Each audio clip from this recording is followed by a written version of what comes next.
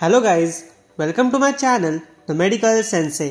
आज का अपना टॉपिक है कालामाज़ू कंसेंसस स्टेटमेंट। और ये जो एक क्वेश्चन है ना, एक इम्पॉर्टेंट क्वेश्चन है क्योंकि ये यूनिवर्सिटी में एडकॉम के अंडर पूछा जा सकता है। ये एक इम्पॉर्टेंट क्वेश्चन है। उससे पहले अगर आपने इस चैनल को अब तक सब्सक्राइब नहीं किया है तो पहले इस चैनल को सब्सक्राइब कीजिए एंड जितना हो सके उतने लोगों तक इस चैनल को ज़रूर पहुँचाइएगा। उससे मेरे को मोटिवेशन मिलेगा और भी ऐसे अच्छे वीडियोस बनाने को। तो स्टार्ट करते हैं अपना आज का टॉपिक, कालामाज़ू कंसेंसस स्टेटमेंट। जो कम्युनिकेशन होता है ना मेडिकल एनकाउंटर्स में, उसमें क्या आता है? Building A relationship with the patient. ठीक है, ये हमने पिछले एडकॉम लेक्चर्स में देखा है। फिर एक strong therapeutic and effective relationship. Strong therapeutic effective relationship ये बहुत नेसेसरी है for effective physician patient communication. अभी इसके कुछ एसेंशियल एलिमेंट्स है अकॉर्डिंग टू कालामाज़ू कंसेंसस स्टेटमेंट। अभी वो एसेंशियल एलिमेंट्स एक एक करके हम देखते हैं। सबसे पहला है ओपनिंग द डिस्कशंस। इसमें क्या आता है, जो पेशेंट होता है ना उसको कंप्लीट करने देना है उसकी opening statement. The patient should complete his और हर ओपनिंग स्टेटमेंट। फिर एक पर्सनल कनेक्शन एस्टैब्लिश करना है। सो ये दो चीज़ें आती है ओपनिंग द डिस्कशन में। सेकेंड एलिमेंट है गैदरिंग इंफॉर्मेशन। उसमें क्या आता है, ओपन एंडेड और क्लोज एंडेड क्वेश्चंस का यूज करना है एकदम अप्रोप्रिएटली। एक्टिवली लिसन करना है using non verbal that is eye contact method and verbal that is words of encouragement techniques. ठीक है, गैदरिंग इन्फॉर्मेशन में क्या क्या आता है? दो चीज़ें, use open ended and close ended questions appropriately and actively listen using non verbal and verbal techniques. ठीक है, फिर जो थर्ड है that is understanding the patient's perspective.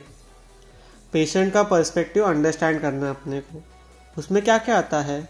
Explore the contextual factors that is family, उसका culture, उसका gender, age, social economic status, spirituality, ये सभी चीज़ें फैक्टर्स जो है वो अपने को कंसिडर करने हैं। एंड जो बिलीफ्स है, उसके कंसर्न्स है, एक्सपेक्टेशंस है, वो एक्सप्लोर करना है अबाउट हेल्थ एंड इलनेस। ठीक है, उसके जो बिलीफ्स, कंसर्न्स एंड एक्सपेक्टेशंस है अबाउट हेल्थ एंड इलनेस वो अपने को एक्सप्लोर करने हैं। सो कौन सी दो चीज़ें आती है अंडरस्टैंडिंग द पेशेंट्स पर्सपेक्टिव में?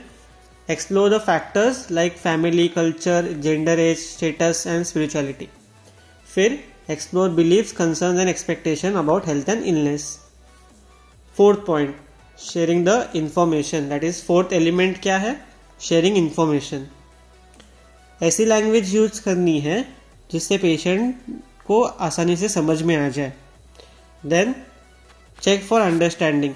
पेशेंट को जो आपने बताया है वो पेशेंट को समझ में आया है कि नहीं, ये अपने को चेक करना है। Then encourage questions. उसको ऐसा अपने को एनकरेज करना है उससे कि वो सामने से अपने को क्वेश्चंस पूछेगा। ठीक है, जो फिफ्थ एसेंशियल एलिमेंट है that is reaching an agreement on problems and plans. इसमें क्या क्या आता है? Encourage the patient to participate in decisions to the extent he or she desires. Patient का डिसीजन मेकिंग, ऑटोनॉमी का जो प्रिंसिपल है, decision making power of the patient, वो पेशेंट को मिलना चाहिए।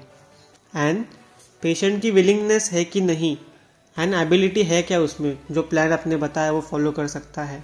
ये दो चीज़ें अपने को चेक करनी है।